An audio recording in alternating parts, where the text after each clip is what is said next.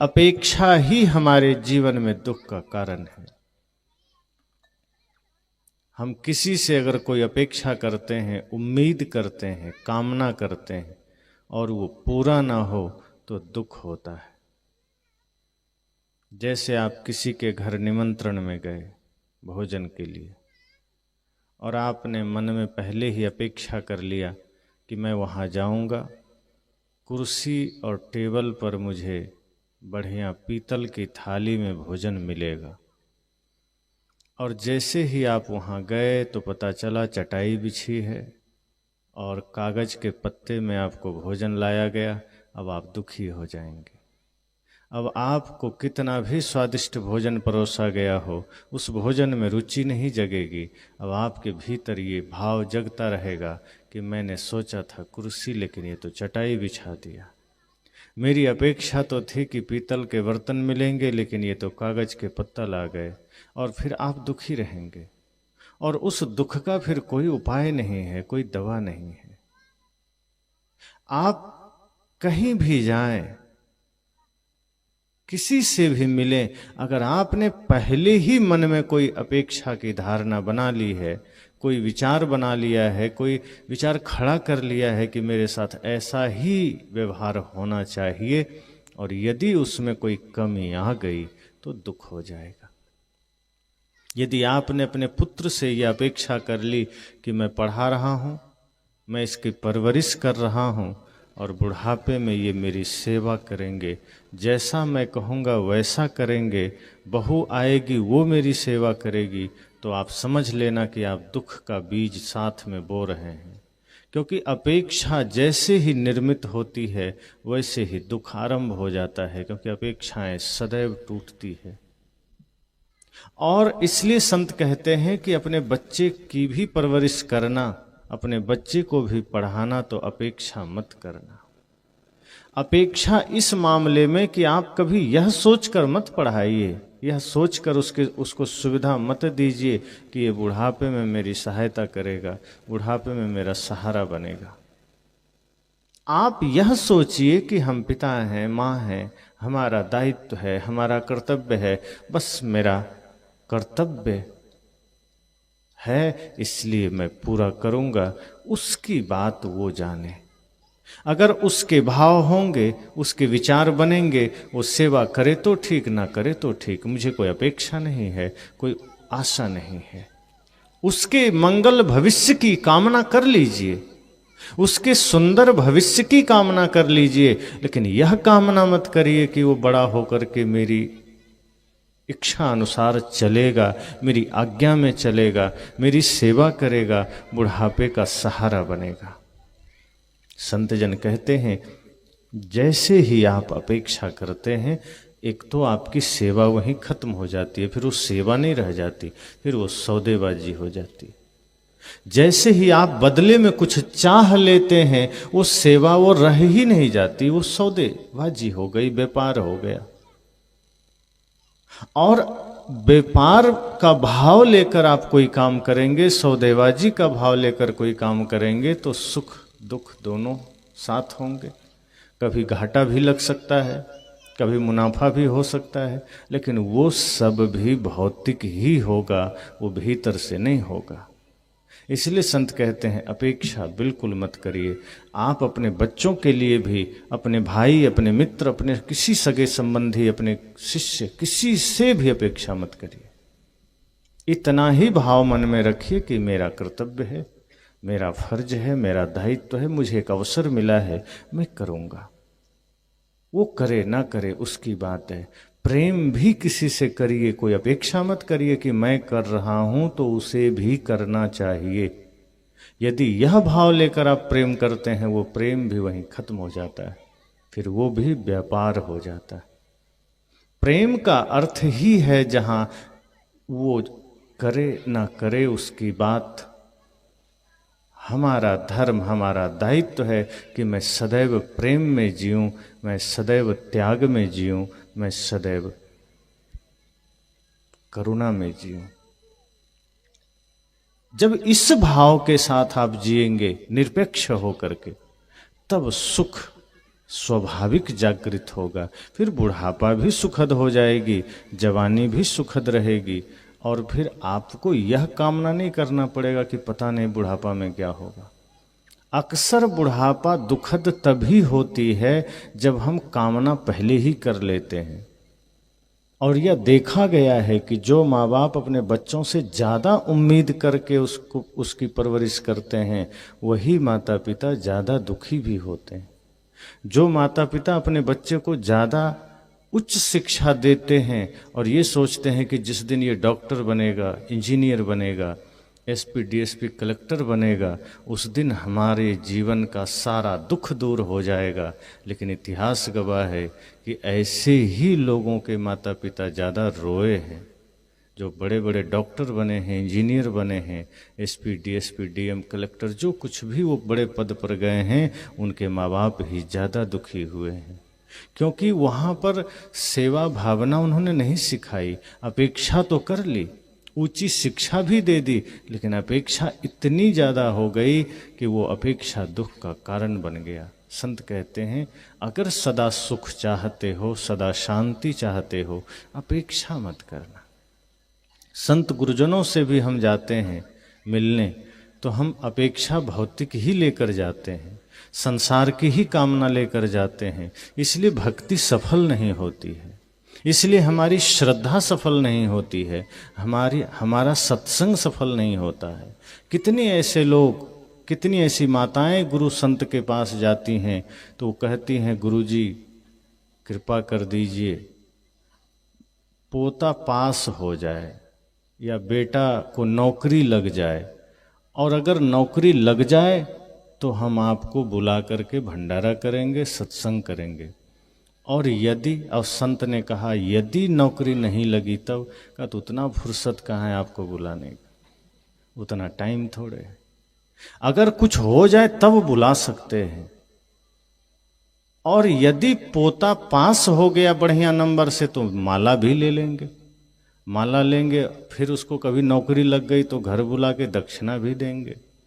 संत कहते हैं ये तो फिर वही व्यापार हो गया कि तुमने भक्ति भी, सत्संग भी, संत दर्शन भी व्यापार ही समझा है, तुमने धर्म को व्यापार ही समझा है। सत्संग करके भी, संत दर्शन करके भी अगर तुमने संसार की ही कामना की है तो फिर सत्संग को तुम समझे ही नहीं। ये सत्संग, ये संत दर्शन तुम्हारे मुक्ति के लिए है, तुम्हें संसार से मुक्त करने के लिए है, और उनसे ही संसार मांग रही हो। और यदि संसार न मिला तो भक्ति छोड़ने का भी धमकी दे रहे हो।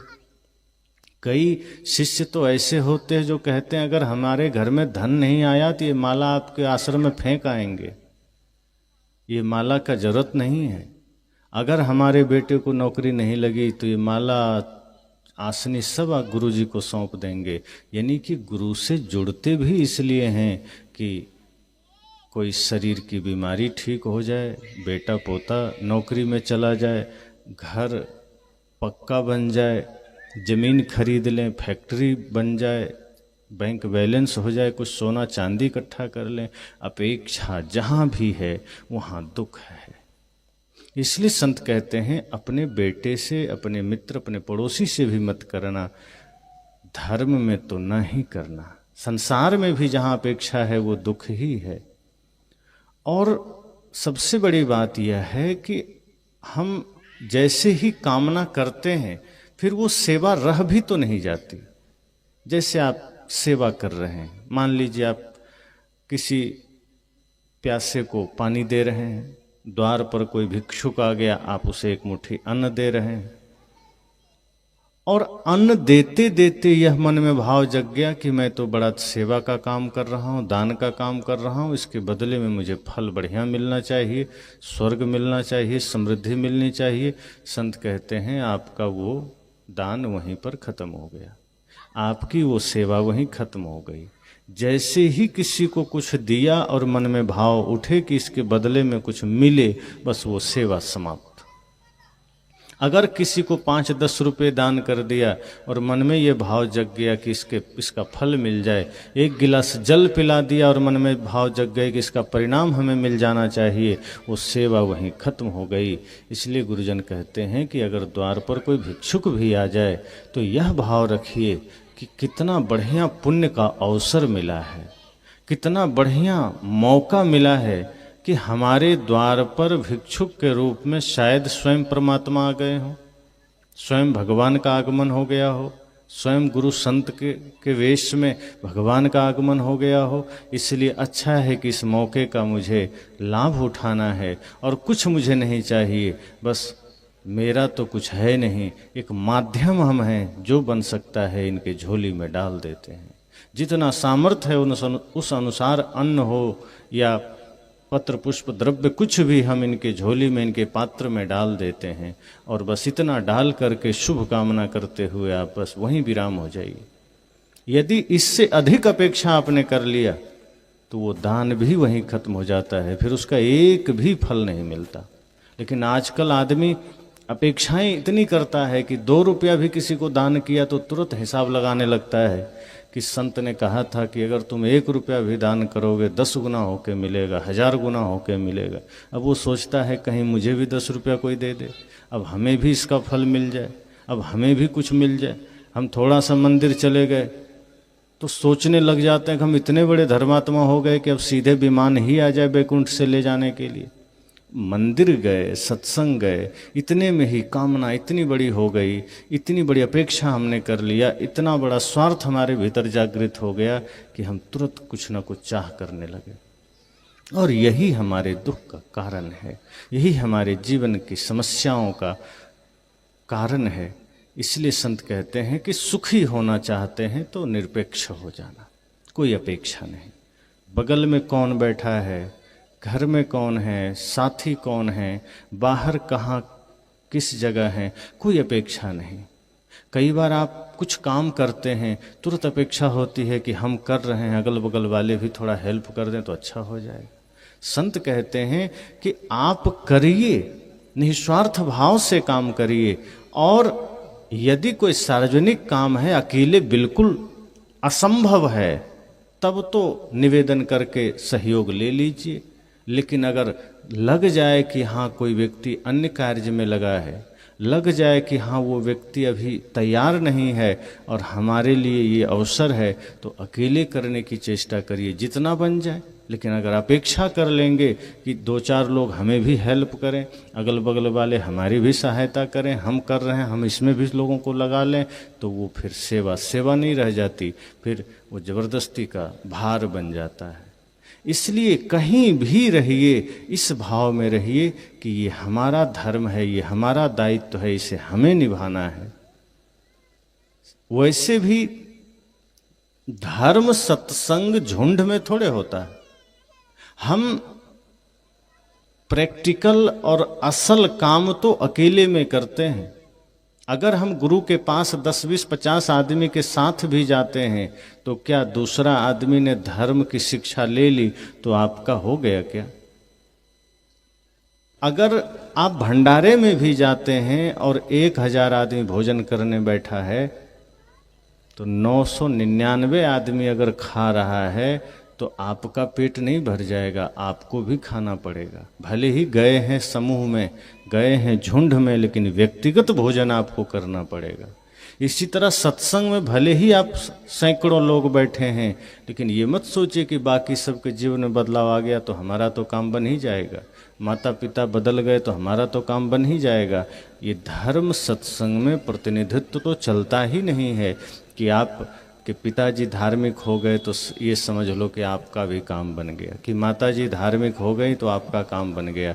ये व्यक्तिगत यात्रा है, ये व्यक्तिगत साधना है, इसमें सबको अपनी भागीदारी निभानी होती है। इसमें प्रतिनिधित्व चलता ही नहीं है।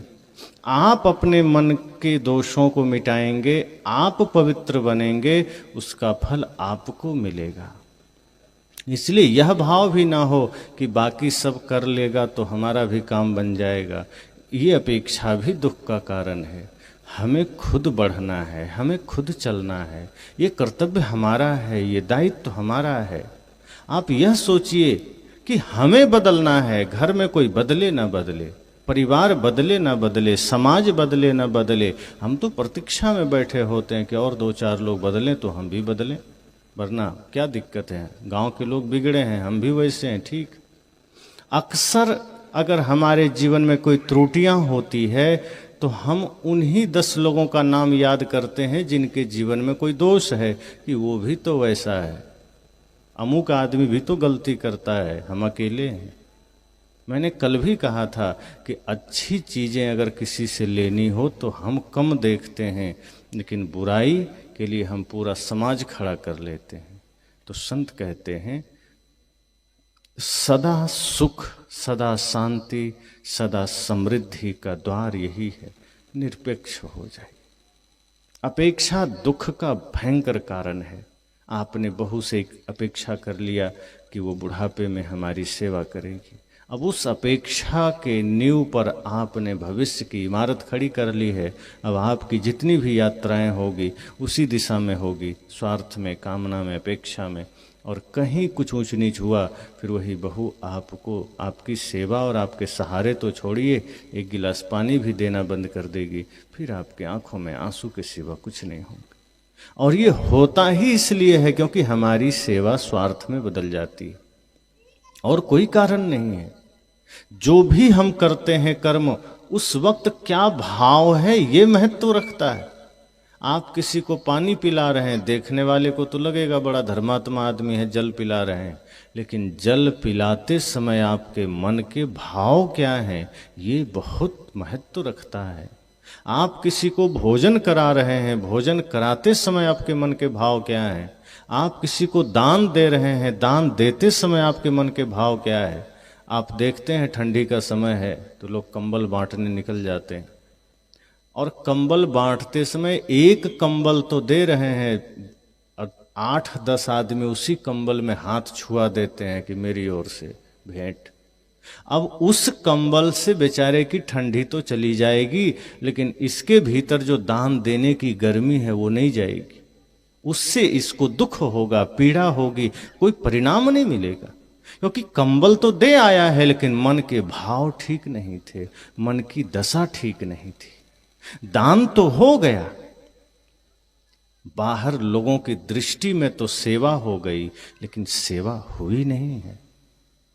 दूसरों के नज़र में तो हमने किसी को 5 रुपए दे दिए, किसी की सेवा कर दी, किसी लाचार को उठा दिया, किसी को रास्ता पार करा दिया, किसी भूखे को भोजन करा दिया, लेकिन उसके भीतर जो भाव थे, उस सेवा के करते समय जो मन की दशा थी वो ठीक न थे, तो वो दान दान न हुआ, वो सेवा सेवा न हुई। घर में ही आप देखें, आप सब भोजन बनाते हैं, भोजन बनाते समय यदि मन के भाव पवित्र नहीं है, श्रद्धा के भाव नहीं है, भक्ति के भाव नहीं है, पवित्रता नहीं है, तो आपका वह भोजन दूषित हो जाता है, विष के समान हो जाता है।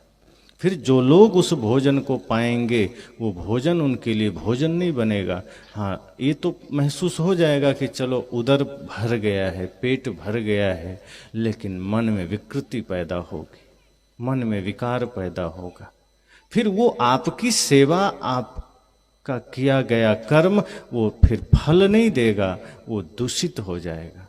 इसलिए एक भी कर्म जीवन में करिए, उसके पीछे कोई दूसरा गलत भाव नहीं, कोई अपेक्षा नहीं, कोई कामना नहीं, निश्चल निर्मल भाव के साथ सेवा करिए। आप मंदिर भी जाइए और झाड़ू लगाइए तो यही भाव रखिए कि ये मेरा कर्तव्य है, मैं कर दिया। ये झाड़ू लगाते समय यह भाव कई लोग कर लेते हैं कि जरा 10 आदमी देखे कि देखो हम मंदिर में झाड़ू लगा रहे हैं। घंटी बजा रहे हैं, वो इतना जोर से बजाता है ताकि अगल बगल वाले को पता चले कि बड़ा धार्मिक आदमी है, जोर से घंटी बजा रहे हैं। हमारी पूजा भी इस भाव में शुरू हो जाती है ताकि दूसरे देख सकें, हमारा दान भी इस भाव में शुरू हो जाता है ताकि दूसरे देख सकें, हमारी सेवा भी इस भाव में कि दूसरे देख सकें। और यहीं से बीमारी आरंभ होती है, यहीं से जीवन में दुख का आगमन शुरू होता है। सदा सुख समृद्धि का द्वार यही है कि कुछ भी करिए उसके पीछे कोई स्वार्थ नहीं, कोई कामना नहीं। एक छोटी सी भी सेवा करिए तो यह सोचकर करिए कि ये शरीर मिला है, एक दिन तो राख हो ही जाना है। ये जो भी शरीर है, काला हो, गोरा हो, सांवला हो, छोटा हो, बड़ा हो, धनी है, अमीर है, ये शरीर तो साधन है। आज है, धीरे धीरे शरीर ढलेगा, धीरे धीरे बिखरेगा, एक दिन ऐसा होगा पूरा बिखर जाएगा। तो जो शरीर राख हो जाना है, उस शरीर को अगर हमने सेवा में उतार दिया तो इसके लिए कामना क्या करना, इसके लिए अपेक्षा क्या करना। जब तक श्वास है, जब तक शरीर है, जिंदा है, प्राण है, तब तक एक एक पल हमें सेवा में उतार देना है। वरना ये शरीर तो एक दिन ऐसे भी राख होना है। तो कोई भी कर्म करिए यह भाव लेकर करिए कि शरीर तो नश्वर है, पीछे वाले भी न रहे, हम भी न रहेंगे। जितना इसका सदुपयोग कर लेंगे उतना काम होगा। तो सेवा ही तो हमने किया है, किसी की सहायता ही तो किया है। ये मेरा धर्म था, ये मेरा कर्तव्य था। इसमें स्वार्थ की क्या जरूरत है, इसमें अपेक्षा की क्या जरूरत है। सूरज जब उदय होता है पूरी दुनिया को प्रकाश देता है, जीवन ऊर्जा देता है, बदले में कुछ चाहता कहाँ है कि आदमी कुछ दे दे। ये वायु समस्त सृष्टि को प्राण दे रहा है, बदले में चाहता कहाँ कुछ। ये नदियां समस्त मानवता को जल दे रहा है, समस्त मानवता नदियों के जल से तृप्त हो रही है, बदले में नदियां कहां कुछ चाहती है। इस पूरे सृष्टि में आप देखें, संपूर्ण प्रकृति आपको दे रही है, कुछ न कुछ कहां चाहती है। हम थोड़ा सा कुछ करते नहीं हैं कि अपेक्षा कर लेते हैं, कामना कर लेते हैं, स्वार्थ पहले जागृत हो जाता है और इसलिए फिर आदमी दुखी होता है। इसलिए मैंने कहा कि जीवन की इस यात्रा में एक ही संकल्प हो कि मुझे कुछ नहीं चाहिए, हमसे जितना बन सकता है हम करेंगे। सेवा हो, सम्मान हो, पुत्र की सेवा हो, माता पिता की सेवा हो, लाचार असहाय की सेवा हो, प्राणियों की सेवा हो, हमें बदले में कुछ नहीं चाहिए। और जो व्यक्ति बदले में कुछ नहीं चाहता, कोई अपेक्षा नहीं करता, ध्यान रखना उसी को सब मिल जाता है।